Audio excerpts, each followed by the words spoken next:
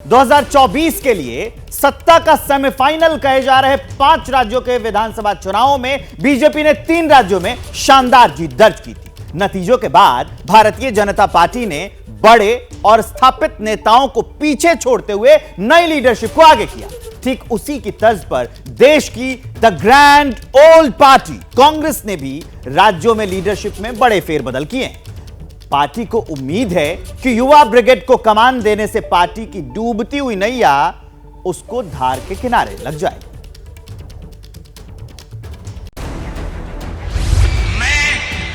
मैं डॉक्टर मोहन यादव ईश्वर की शपथ लेता हूं।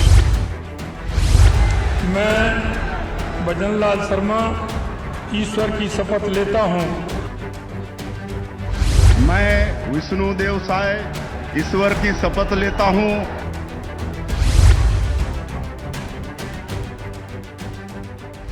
5 राज्यों के चुनाव में कांग्रेस को जैसी सफलता की उम्मीद थी वैसे नतीजे तो नहीं मिले।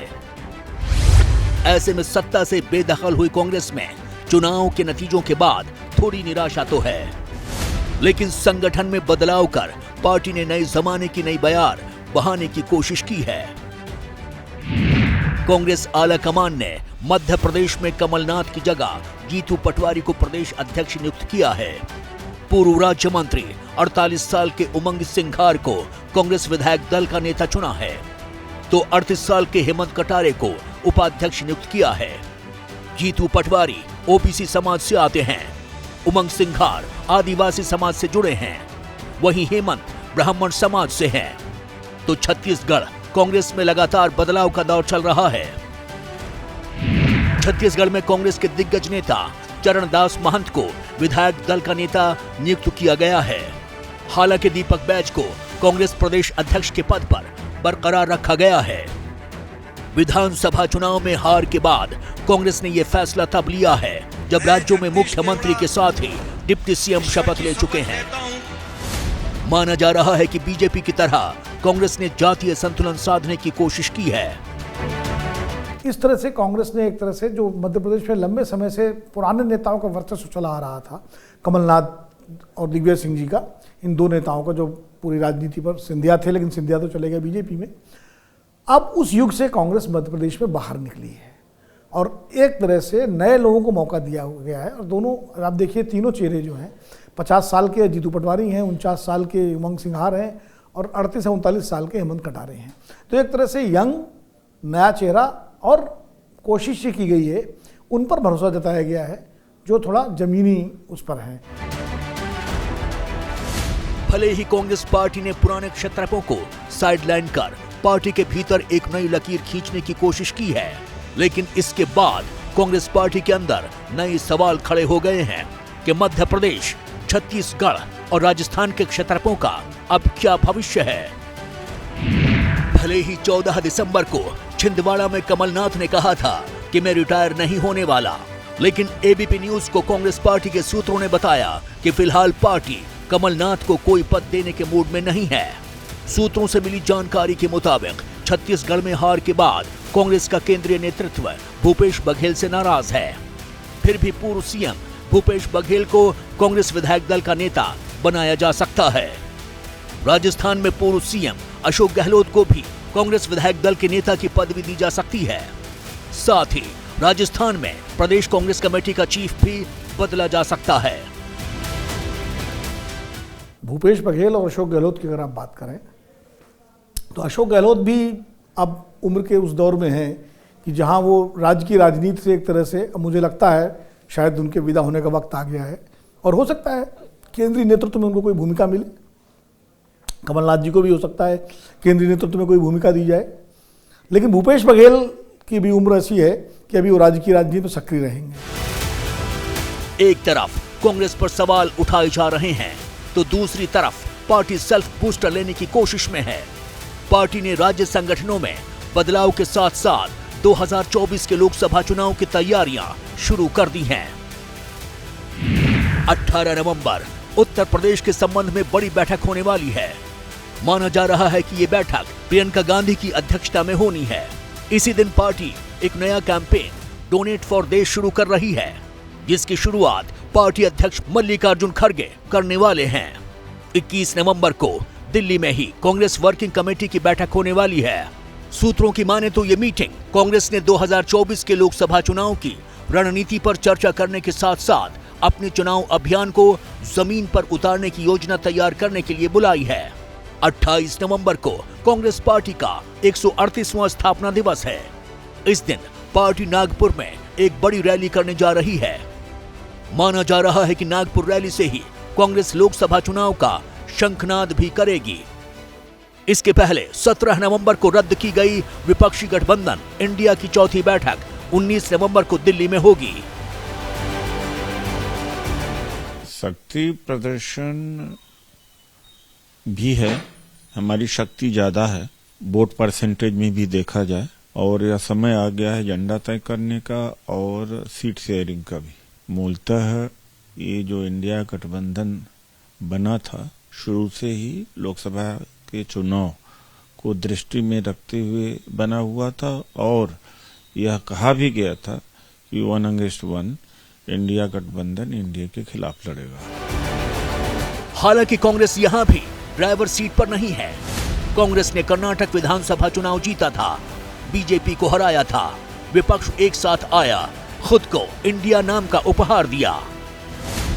मास्टर स्ट्रोक इस चतुर शब्द खेल को एक तरह की जीत के रूप में देखा गया। खैर, इंडिया नाम ने कुछ चर्चा बटोरी, ध्यान खींचा, मंच पर तमाम पार्टियों के नेताओं के ग्रुप फोटो खिंचवाए गए। लेकिन दिन बीतने के साथ ही मामला बदल गया है। जिस इंडिया गठबंधन को कांग्रेस तवज्जो दे रही है, दूसरी तरफ गठबंधन साझेदार अपनी ढपली अपना राग बजा रहे हैं। क्योंकि 23 जून को पटना में पहली बैठक के बाद अब तक इंडिया गठबंधन की तरफ से किसी को अब तक संयोजक नियुक्त नहीं किया जा सका है। इंडिया गठबंधन को विधानसभा चुनाव में गठबंधन पर बात करनी थी, सीट शेयरिंग करनी थी, साझा रैलियां करनी थी, तीनों नहीं हो सकी। इतना ही नहीं, इंडिया गठबंधन में साझेदार आम आदमी पार्टी ने कांग्रेस को स्पेस देने से लगभग इनकार कर दिया है। पंजाब के भटिंडा में दिल्ली के मुख्यमंत्री अरविंद केजरीवाल ने इंडिया गठबंधन की बैठक में सीट शेयरिंग से पहले केजरीवाल ने लोकसभा में पंजाब की सभी 13 सीटों पर आपके अकेले चुनाव लड़ने के संकेत दे दिए हैं। पंजाब में आपने 117 में से 92 सीट दी। मेरा दिल कहता है अगली बार 117 में से 110 से ज्यादा सीट आएंगी आम आदमी पार्टी की। और अभी लोकसभा के अंदर चुनाव आ रहे हैं, 13 सीट पंजाब की है और 1 सीट चंडीगढ़ की है। 13 की 13 सीट आप आम आदमी पार्टी को दीजिएगा, हमारे हाथ मजबूत कीजिएगा। इसके पहले समाजवादी पार्टी प्रमुख अखिलेश यादव ने भी कांग्रेस को तेवर दिखाए थे और कांग्रेस को उसकी हैसियत दिखाते हुए सीट बंटवारे का ऑफर दिया था। इसी सप्ताह दिल्ली में अखिलेश यादव ने अपने संगठन की बैठक बुलाई थी, जिसमें नए सिरे से यूपी में गठबंधन के समीकरणों पर मंथन हुआ। बैठक के बाद अखिलेश का जो बयान आया है, वो आने वाले चुनावों में गठबंधन का नया रोड मैप प्रतीत हो रहा है। आम आदमी पार्टी की वहाँ सरकार है, विधानसभा में उनको प्रचंड बहुमत मिला, तो आम आदमी पार्टी दावा करेगी ज़्यादा सीटें लड़ने का, और कांग्रेस दावा करेगी कि जो 9 सीटें उसने लोकसभा में जीती थी 2019 में कम से कम 9 तो लड़ेगी, कि कांग्रेस भी लड़े, आम आदमी पार्टी भी लड़े 13 सीटें, और जो 13 में जो भी जीते, जो आम आदमी पार्टी जीते, जो कांग्रेस जीते, सब इंडिया गठबंधन की सीटें हो जाएं। तो ये कोई कुछ निकल सकता है। और इसको विश्वनाथ प्रताप सिंह ने एक नाम दिया था दोस्ताना लड़ाई, फ्रेंडली फाइट। तो हो सकता है कुछ फ्रेंडली फाइट जैसी भी स्थिति हो, लेकिन पंजाब में निश्चित रूप से इंडिया गठबंधन के सामने सीट शेयरिंग की एक बड़ी चुनौती है। कांग्रेस को इंडिया गठबंधन में साइडलाइन इसलिए भी किया जा रहा है क्योंकि कांग्रेस ने इन चुनावों में इंडिया गठबंधन के सहयोगी दलों को साथ लिए बगैर चुनावी मैदान में उतरने का फैसला किया था। ऐसे में भले ही कांग्रेस पार्टी अपने तेवर और क्लेवर बदलने में लगी है, लेकिन 5 राज्यों में से मध्य प्रदेश, छत्तीसगढ़ और राजस्थान में कांग्रेस की हार के साथ ही विपक्ष के इंडिया गठबंधन को लेकर कई तरह के सवाल उठने लगे हैं।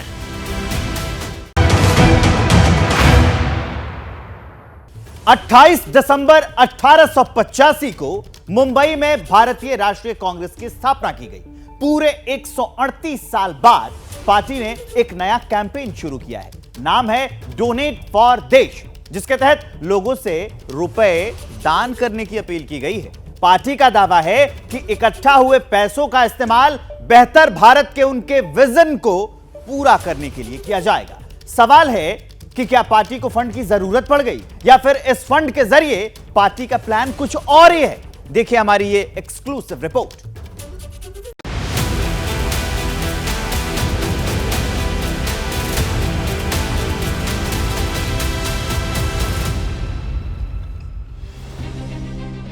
पांच राज्यों में चुनावी नतीजे मन मुताबिक नहीं आने के बाद भी कांग्रेस के उत्साह में कोई कमी नहीं आई है। एक तरफ पार्टी भारत जोड़ो यात्रा का पार्ट 2 शुरू करने की बात कर रही है, तो दूसरी तरफ 2024 के लोकसभा चुनाव से पहले ऑनलाइन चंदा इकट्ठा करने के लिए देश के लिए दान नाम से अभियान शुरू करने का फैसला किया है। कांग्रेस के अभियान की टैगलाइन होगी, बेहतर देश के लिए कांग्रेस को आपकी जरूरत है, भारत को आपकी जरूरत है। Indian national Congress online crowdfunding initiative, a big initiative of Congress Party, launch of Donate for Desh. This is the name of this campaign. We are very proud to announce this crowdfunding campaign, Donate for Desh. अब समझिए, donate for देश अभियान में कांग्रेस महासचिव जिस crowd funding की बात कर रहे हैं, आखिर ये क्राउड फंडिंग है क्या और कांग्रेस को चंदे की जरूरत क्यों आन पड़ी? क्राउड फंडिंग किसी छोटे प्रोजेक्ट, बिजनेस वेंचर या सामाजिक कल्याण से जुड़े हुए कार्यों के लिए जनता से छोटी छोटी रकम जुटाने की प्रक्रिया को कहा जाता है। इसके लिए social media platforms, web portals या फिर एप्स का भी इस्तेमाल किया जाता है। इसके जरिए फंड जुटाने वाला व्यक्ति या संस्था संभावित दानदाताओं या निवेशकों को फंड जुटाने की वजह बताता है और उस मुहिम में आम जनता कैसे योगदान कर सकती है उसका भी पूरा ब्यौरा दिया जाता है। भारतीय राष्ट्रीय कांग्रेस ने भी अपने क्राउड फंडिंग के लिए वेबसाइट पर पूरा ब्यौरा दिया है। 18 साल से अधिक उम्र के भारतीय इस अभियान के जरिए 138 रुपए, 1380 रुपए, 13,800 रुपए या फिर इससे 10 गुने की राशि चंदे के रूप में दे सकते हैं। देखिए, कांग्रेस की तरफ से कैंपेन चलाया जा रहा है डोनेट फॉर देश। 18 दिसंबर से 28 दिसंबर तक ये कैंपेन चलेगा, लेकिन किस तरीके से वेबसाइट पर जाकर डोनेट किया जा सकता है वो मैं आपको बताती हूँ। ये कांग्रेस की ऑफिशियल वेबसाइट है। जब आप कांग्रेस के ऑफिशियल वेबसाइट पर जाएंगे तो आपको यहाँ पर देखिए ये नजर आएगा, डोनेट फॉर देश फॉर अ बेहतर भारत, डोनेट नाउ। जब आप डोनेट नाउ पर क्लिक करेंगे उसके बाद देखिए एक पेज ओपन होगा और इस पेज में आपको नजर आएगा 18 दिसंबर 2023 से यहां पर डोनेशंस एक्सेप्ट की जाएंगी। यानी कि 18 दिसंबर से ये लॉन्च होगा और 18 दिसंबर से ही ये डोनेशंस एक्सेप्ट की जाएंगी। जब आप इस पेज को खोलेंगे तो आपको देखिए आपको कई तरह की तस्वीरें यहां पर नजर आएंगी। ये देखिए, ये इंडियाज कॉन्स्टिट्यूएंट असेंबली की महिला सदस्य हैं जिनकी तस्वीरें आप इस वक्त देख रहे हैं इस पेज पर। इसके अलावा देखिए पंडित जवाहरलाल नेहरू की ये तस्वीर आपको यहाँ पर नजर आएगी। तो 18 दिसंबर से 28 दिसंबर तक ये कैंपेन कांग्रेस की तरफ से चलाया जा रहा है। अब समझिए आखिर कांग्रेस को इस क्राउड फंडिंग की जरूरत क्यों आन पड़ी। दरअसल इसके जरिए पार्टी एक तीर से दो निशाने साधने की कोशिश कर रही है। पहला तो है पैसा, जो साफ साफ नजर आ रहा है, लेकिन पार्टी के लिए सबसे अहम है दूसरा सबसे अहम मुद्दा, और वो है पब्लिक कनेक्ट, यानी जनता से जुड़ाव।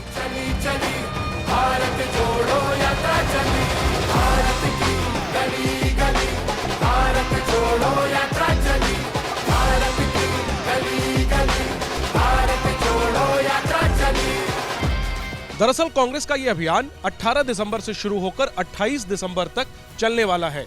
इसके जरिए पार्टी जनता से ऑनलाइन कनेक्ट करने की कोशिश करेगी, लेकिन पार्टी का अभियान सिर्फ 10 दिन बाद ही खत्म नहीं होगा। ऑनलाइन अभियान के बाद पार्टी जमीन पर उतरेगी। कांग्रेस महासचिव केसी वेणुगोपाल की बातों को गौर से सुनिए। The campaign will be primarily be online until 28 December, the foundation day. after which we will initiate ground campaigns, including door-to-door campaign. That's been door-to-door visit by our Congress volunteers, targeting at least 10 houses in every booth in our country. The contribution will be at least 130 to 38 rupees from each house. जैसे ही वो donate करेंगे next, तो साथ के साथ ही उनको donation slip उनको मिलेगी और उनको एक्नॉलेजमेंट उनको आएगा, और इस प्रकार से नेक्स्ट ये एक डोनेशन का सर्टिफिकेट उनको मिलेगा। क्राउड फंडिंग का एक दूसरा भी एस्पेक्ट है। आपको याद हो कि कांग्रेस को पिछले चुनाव में 2019 में 11 करोड़ 90 लाख से ज़्यादा वोट मिले, तो उसको लगता है कि यदि इन सब लोगों को कैसे रिकनेक्ट किया जाए, कांग्रेस के साथ कैसे जोड़ा जाए, और इसके अलावा जो दूसरे लोग हैं उनको किस तरह से कांग्रेस से जोड़ा जाए, जो कांग्रेस का सीधा वोटर नहीं रहा है, यदि वो कांग्रेस के साथ, कांग्रेस की विचारधारा के साथ जोड़ना चाहता है, तो क्राउड फंडिंग एक रास्ता होता है। क्योंकि यह ऐसा माना जाता है कि जो आपको चंदा देगा, जो आपकी मदद करेगा, वो जाहिर तौर पर आपकी जो सोच समझ है, आपका जो विचार है, उसके साथ जोड़ना चाहता है या जोड़ सकता है।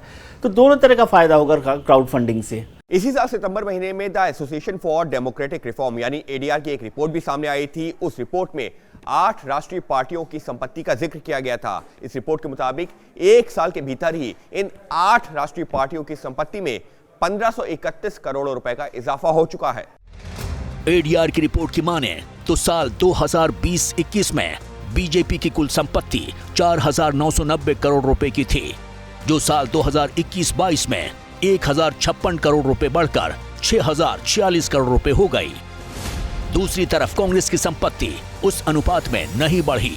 रिपोर्ट में साल 2020-21 में कांग्रेस की कुल संपत्ति 691 करोड़ रुपए की थी, जो साल 2021-22 में 114 करोड़ रुपए बढ़कर 805 करोड़ रुपए ही हो पाई। करीब करीब दशक से 10 साल से कांग्रेस जो है लगातार चुनाव हार रही है, और जो उसकी सत्ता है, उसकी सरकारें हैं, वो लगातार कम होती जा रही है। राज्यों में कम हो रही हैं, केंद्र में तो है ही नहीं 2014 के बाद से। और उसका एक नतीजा ये भी हो रहा है, जो सच्चाई है हिंदुस्तान की राजनीति की, कि जब आप सत्ता में होते हैं तो आपको चंदे की, पैसे की कमी नहीं होती है। तो कांग्रेस को सरकारों की कमी भी झेलनी पड़ रही है, और राजनीतिक चंदे की भी जो कमी है वो झेलनी पड़ रही है। अभी जो आंकड़े आए थे उसमें देखा कि पिछले एक साल में भारतीय जनता पार्टी को 1000 करोड़ से ज़्यादा का चंदा मिला, और कांग्रेस को 190 करोड़ रुपए मिला। तो जाहिर है, और जो चुनाव हो रहे हैं, लगातार चुनाव महंगे होते जा रहे हैं, तो कांग्रेस को लगता है कि उसके लिए चुनाव में पैसा जो उठाना, पैसा जोड़ना जो है एक बड़ा मुश्किल काम होता जा रहा है। तो इसलिए उसने क्राउड फंडिंग का सहारा लिया। हालांकि पार्टी महासचिव केसी वेणुगोपाल की माने तो कांग्रेस का यह अभियान पार्टी की 138 साल की यात्रा का जश्न है, और ये पहल 1920-21 में महात्मा गांधी के ऐतिहासिक तिलक स्वराज कोष से प्रेरित है। Congress,